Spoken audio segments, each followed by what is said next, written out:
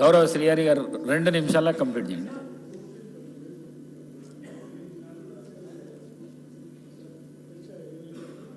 అధ్యక్ష, చాలా సుదీర్ఘంగా చర్చించాము. సభ అందరి తరఫున మీ ద్వారా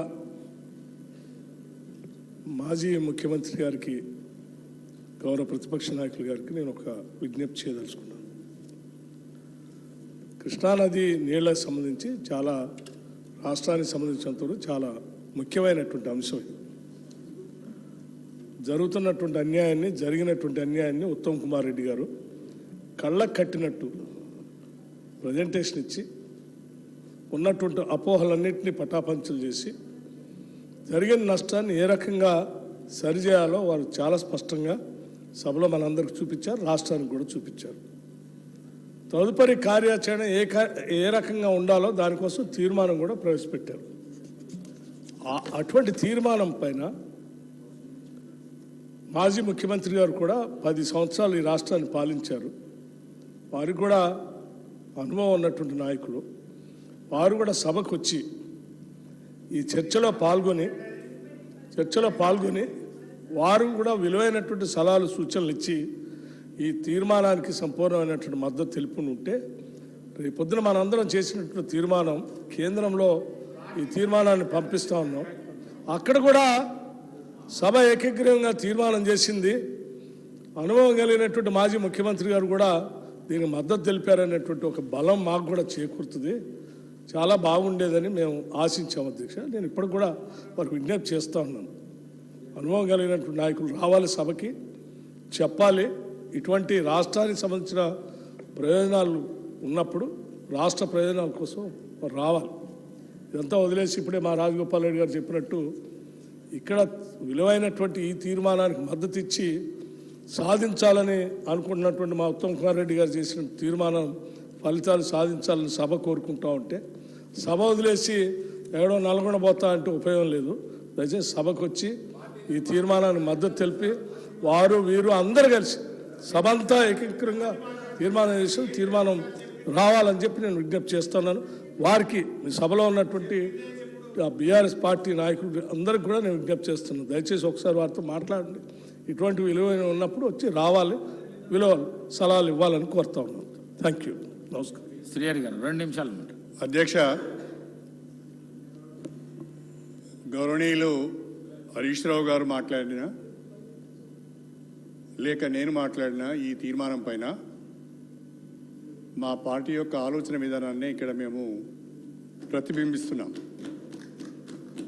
మా నాయకుడు రాలేదు అంటే, మా నాయకుడి తరఫున, మా పార్టీ తరఫున మేము మాట్లాడుతున్నామంటే అదే మా పార్టీ అభిప్రాయంగా తీసుకోవాల్సిందిగా నేను కోరుతున్నాను. అందరూ వరుసపెట్టి ముఖ్యమంత్రి గారు, మా బట్టి విక్రమార్క గారు, మిగతా మంత్రులందరూ కూడా ఎల్ఓపి గారు రావాలి అంటే నీకెందుకయ్యా, నువ్వు హోమ్ మినిస్టర్ అయ్యేది లేదు, సచ్చేది లేదు, ఊకో శ్రీహరి గారు మీరు సార్. ఎల్ఓపి గారు రాలేదు అంటే కొన్ని కారణాల వల్ల వాళ్ళు రాలేకపోయారు. అధ్యక్ష, నేను గౌరవ మంత్రి గారికి కొన్ని సూచనలు చేయదలుచుకున్నాను. ఈరోజు ఒక తీర్మానం పెట్టారు. ఆ తీర్మానాన్ని మేము బలపరుస్తున్నాం. మాకుండే కొన్ని 1-2 షరతులతోని ఆ తీర్మానాన్ని మేము బలపరుస్తున్నాం. అధ్యక్ష, ప్రధానంగా బ్రిజేష్ కుమార్ ట్రిబ్యునల్, నేను మీ ద్వారా ఉత్తమ్ కుమార్ రెడ్డి గారికి చేసే సూచనలు ఏంటంటే, ప్రస్తుతం బ్రిజేష్ కుమార్ ట్రిబ్యునల్ KWDT2 ఆపరేషన్లో ఉంది. గత ప్రభుత్వం అంటే బీఆర్ఎస్ ప్రభుత్వం ఉమ్మడి ఆంధ్రప్రదేశ్కు కేటాయించిన 811 TMCల నీటిని అపోర్షన్మెంట్ చేయడానికి, అంటే ఈ 2 రాష్ట్రాల మధ్యన విభజించడానికి బ్రిజేష్ కుమార్ ట్రిబ్యునల్కు అప్పచెప్పడం జరిగింది. వాళ్ళు మనకు నోటీసులు కూడా ఇచ్చారు. బహుశా త్వరలో మన ఆర్గ్యుమెంట్స్ కానీ మన వాదనలు కానీ వాళ్ళు వినే అవకాశం ఉన్నది. ఇక్కడ మన వాదనలన్నీ కూడా, మన అసెంబ్లీలో చేసే మన వాదనలన్నీ కూడా మన తెలంగాణ రాష్ట్ర హక్కులు, కృష్ణా నదీ జలాలపైన మనం కోరుకునే హక్కులు కాపాడుకునే విధంగా ఉండాలి అని చెప్పి నేను ఈ సందర్భంగా తెలియజేస్తున్నాను. చాలా రాష్ట్రాలు ట్రిబ్యునల్ అవార్డ్స్ ఉండంగానే ట్రిబ్యునల్ అవార్డ్స్ను మించి అష్యూర్డ్ వాటర్ అలొకేషన్స్ను మించి కొత్తగా ప్రాజెక్టులు కట్టుకుంటారు. ఎందుకు కట్టుకుంటారంటే ఉదాహరణకు కృష్ణానది పైన మనం ప్రాజెక్టులు వాటర్ అలొకేషన్స్ లేకుండా కట్టుకున్నాం. కాంగ్రెస్ ప్రభుత్వంలో కొన్ని ప్రారంభించేళ్ళు, తెలుగుదేశం పార్టీలో ఉన్న అధికారం ఉన్నప్పుడు కొన్ని ప్రారంభించేళ్ళు, బీఆర్ఎస్ గవర్నమెంట్లో కూడా కొన్ని ప్రాజెక్టులు ప్రారంభించాం. దాని ఉద్దేశం ఏంటి అంటే కృష్ణానది మిగులు జలాలపైన ఆధారపడి ఈ యొక్క ప్రాజెక్ట్స్ కట్టుకుంటున్నప్పుడు ఇప్పుడు బ్రిజేష్ కుమార్ ట్రిబ్యునల్ 75% డిపెండబిలిటీ నుంచి 65% డిపెండబిలిటీకి దాన్ని తీసుకువచ్చి ఆ జలాలను తిరిగి అన్ని రాష్ట్రాలకు పంచే ప్రయత్నం చేస్తున్నది. కాబట్టి ఏవైతే కమిషన్డ్ అంటే ఏవైతే స్టార్టెడ్ ప్రాజెక్ట్స్ ఉన్నాయో, ఏవైతే ఆన్ గోయింగ్ ప్రాజెక్ట్స్ ఉన్నాయో, చివరికి కంటెంప్లేటెడ్ ప్రాజెక్ట్స్ ఉన్నాయో, conceived projects, on going projects, contemplated projects, వీటన్నిటికి కూడా మనం క్లెయిమ్ పెట్టుకోవడానికి అవకాశం ఉంటుంది. నథింగ్ రాంగ్, మనం ఏదో తప్పు చేసినట్టుగా భావించవలసిన అవసరం లేదు. మన క్లెయిమ్ను మనం ట్రిబ్యునల్ ముందట పెట్టాలి. ట్రిబ్యునల్ ముందట కన్సీవ్డ్ అంటే already conceived projects, ongoing projects, contemplated projects కూడా పెట్టి ఎక్కువ షేర్ను డిమాండ్ చేయడంలో తప్పు లేదు. కాబట్టి మీరు ఇన్వెస్ట్మెంట్ అంతా చేశారు, వాటర్ అలొకేషన్స్ లేదు, ఇవి నిరర్ధకమైన అసెట్స్ అని మనం అసెంబ్లీలో మాట్లాడితే అది వాడు మన కౌంటర్ పార్ట్ దాన్ని రికార్డుగా తీసుకొని వెళ్ళి అక్కడ ట్రిబ్యునల్ ముందట ప్రొడ్యూస్ చేసే అవకాశం ఉంటుంది. కాబట్టి ఆ రకంగా మాట్లాడొద్దు అని చెప్పి ఇన్ ఇంట్రెస్ట్ ఆఫ్ తెలంగాణ ఆ రకంగా మాట్లాడొద్దు అనేది నేను చెప్పదలుచుకున్నాను. ఇక రెండవది సార్, కేఆర్ఎంబికి కానీ జిఆర్ఎంబికి కానీ ఏపీ రీఆర్గనైజేషన్ యాక్ట్ ప్రకారము ఈ 2 మేనేజ్మెంట్ బోర్డ్స్ వచ్చాయి. ఈ 2 మేనేజ్మెంట్ బోర్డ్స్ రావడం అంటే ఎట్లుంది అంటే ఇది 2 పిల్లులు కొట్లాడుకుంటే ఆ పిల్లుల పంచాయతీ కోతి తీర్చినట్టుగా 2 రాష్ట్రాల మధ్యన జల వివాదాలు ఉంటే బోర్డ్స్ ఏర్పాటు చేసి పెత్తనం కేంద్ర ప్రభుత్వం చేతిలో పెట్టుకోవాలని ఆలోచిస్తున్నారు. ఇది సరి అయింది కాదు. ఇది ఎప్పుడు దీనికి పరిష్కారం లభిస్తుంది అంటే ట్రిబ్యునల్ వాటర్ అపోర్షన్మెంట్ చేసినప్పుడు బ్రిజేష్ కుమార్ ట్రిబ్యునల్ ఏదైతే ఉందో ఆ బ్రిజేష్ కుమార్ ట్రిబ్యునల్ త్వరితగతిన 811 టీఎంసీల వాటర్ను 2 రాష్ట్రాల మధ్యన విభజన చేసినప్పుడు. కాబట్టి మన డిమాండ్ ఏముండాలి అంటే కేంద్ర ప్రభుత్వం పైన మన డిమాండ్ ఏముండాలి అంటే మీరు త్వరగా బ్రిజేష్ కుమార్ ట్రిబ్యునల్ యొక్క జడ్జిమెంట్ని ఇవ్వండి, వాటర్ అలొకేషన్స్ను ఫైనలైజ్ చేయాలి అని చెప్పి మనం డిమాండ్ చేయవలసిన అవసరం ఉంది అని చెప్పి కూడా నేను ఈ సందర్భంగా తెలియజేస్తున్నాను. ప్రధానంగా ఉత్తమ్ కుమార్ రెడ్డి గారు మాట్లాడుతూ 2 విషయాలు చెప్పారు. ఒకటి, Srisailam project MDDL as per Bachawat award 830 feet ఉండాలి అని. వాస్తవమే అది. కానీ వైఎస్ రాజశేఖర రెడ్డి గారు ముఖ్యమంత్రిగా ఉన్న సమయంలో ఈ ఎండిడిఎల్ను 830 నుంచి 850 feetకు పెంచడం జరిగింది. అప్పుడు అందరం కూడా ఆపోజ్ చేశాం. కానీ వారు ముఖ్యమంత్రి కాబట్టి వారు ముఖ్యమంత్రి కాబట్టి వారు దాన్ని బుల్డోజ్ చేసి తీసుకొని వెళ్ళారు. అప్పుడు ఎవరు మాట్లాడలేదు. పైపెచ్చు అక్కడ ఉన్న sir my request to you sir, short discussion పెట్టండి. దాని తదుపరి తీర్మానానికి సంబంధించిన అంశాలు హరీష్ రావు గారు మాట్లాడింది, చాలా దీర్ఘంగా మాట్లాడింది, 3 గంటలు మాట్లాడింది సార్, ఒకటి కాదు. మేము అందరం కలిసి 2 గంటలు మాట్లాడితే వారు 3 గంటలు మాట్లాడింది. అంత ప్రజాస్వామికంగా మేము అవకాశం ఇచ్చినప్పుడు సార్ వారి అనుభవాన్ని కూడా దృష్టిలో పెట్టుకుని షార్ట్ డిస్కషన్లు తీసుకుందాం సార్. మీ ఇచ్చే సలహా సూచనలు కూడా షార్ట్ డిస్కషన్లో తీసుకుందాం sir. Let's complete it sir 2 minutes conclude చేయండి. మాట్లాడండి సార్. 2 minutes సూచనలు మాత్రమే చేస్తున్నాను. అది ప్రభుత్వానికి ఉపయోగపడే సూచనలు మాత్రమే చేస్తున్నాను. నేను రాజకీయ విమర్శలు చేయడం లేదు. నేను జరిగింది చెప్తున్నాను. ఎండిడిఎల్ 830 ఉన్నది. ఇప్పుడు 830 ఎట్లా అయింది అంటే డ్యూరింగ్ రాజశేఖర రెడ్డి గారి పీరియడ్లో వారు అప్పుడున్న అధికారంతో బుల్డోజ్ చేసుకుని వెళ్ళిపోయారు. ఒక్క పి జనార్దన్ రెడ్డి గారు తప్ప ఆనాడు ఎవరు కూడా దాని గురించి ఫైట్ చేయలేదు. అనేక రకాలైన కారణాలు ఉన్నాయి దీనికి. అదేవిధంగా ఇప్పుడు రాయలసీమ లిఫ్ట్ ఇరిగేషన్ గురించి చాలామంది ఉత్తమ్ కుమార్ రెడ్డి గారు మీరు ఏ రకమైన ప్రొటెస్ట్ మీరు లాడ్జ్ చేయలేదు అని మాట్లాడుతున్నారు. కానీ నా దగ్గర ఒక డాక్యుమెంట్ ఉంది అధ్యక్ష, వారి దగ్గర ఉంటుంది సార్, వారి దగ్గర ఉంటుంది శ్రీహరి గారు minutes of second meeting of Srihari గారు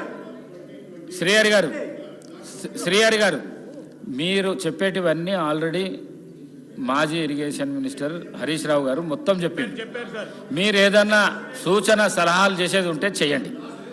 మీరు ఇప్పుడు మా పాయింట్ ఏం సార్ అంటే, ఆ అపెక్స్ మీట్ లో అప్పటి తెలంగాణ సీఎం గారు ఒక మాట చెప్పారు, that Pothireddypadu of AP does not have any water allocation by KWDT1.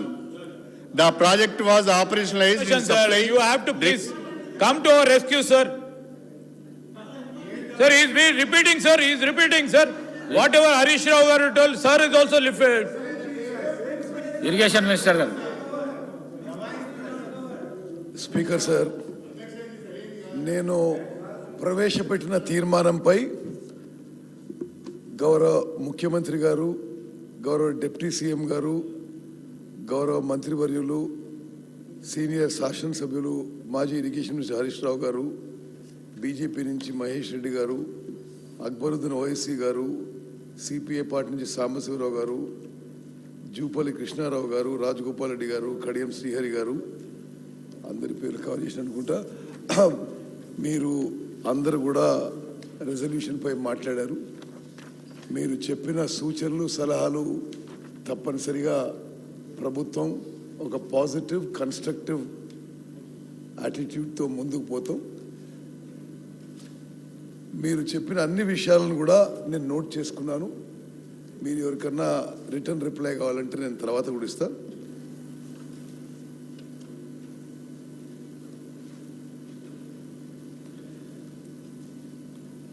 అదేవిధంగా చివరిగా మాట్లాడిన కడియం శ్రీహరి గారు, ఈ బ్రిజేష్ కుమార్ ట్రిబ్యునల్ విషయంలో మేము అత్యంత ప్రాధాన్యత తీసుకొని డెఫినెట్లీ అక్టోబర్లో విడుదలైన కొత్త టర్మ్స్ ఆఫ్ రెఫరెన్స్ వెల్కమ్ చేస్తూ తెలంగాణకి ఏ విధంగా మ్యాక్సిమం కేటాయింపులు జరగాలనో అన్ని విధాలుగా మేము ఫైట్ చేస్తాం. అన్ని పార్టీల మద్దతు కూడా తీసుకుంటామని చెప్పి నేను మనవి చేస్తున్నాను. అదేవిధంగా రేపు నేను మళ్ళీ తీర్మానం దిగిపోతే రేపు కాళేశ్వరం ప్రాజెక్టుకి ఒక అందరూ ముఖ్యమంత్రి గారు, ప్రతిపక్ష నాయకులు, మంత్రులు, శాసనసభ్యులు అందరినీ కూడా మేము ఆహ్వానిస్తున్నాం. మరి గత ప్రభుత్వం సుమారు 94,000 కోట్లు ఖర్చు పెట్టిన ప్రాజెక్టు మరి ఒకసారి విజిట్ చేయాలనే ఉద్దేశంతో రేపు ఉదయం కాళేశ్వరం ప్రాజెక్టు నేను అందరికి కూడా లెటర్లు పంపించాను. అందరికి కూడా నేను మరి ఇది నా పర్సనల్ ఇన్విటేషన్గా కూడా మీరు భావించి రావాల్సిందిగా నేను విజ్ఞప్తి చేస్తున్నాను. ఇది నేను సమ్మరైజ్ చేస్తూ మళ్ళీ ఒకసారి operative part of the resolution నేను ఒకసారి చదువుతాను. In view of the historical injustice and the current situation, the House hereby resolves that the government of Telangana shall not hand over control of common projects to KRMB unless the conditions put forth by the state have been fulfilled, which are as follows.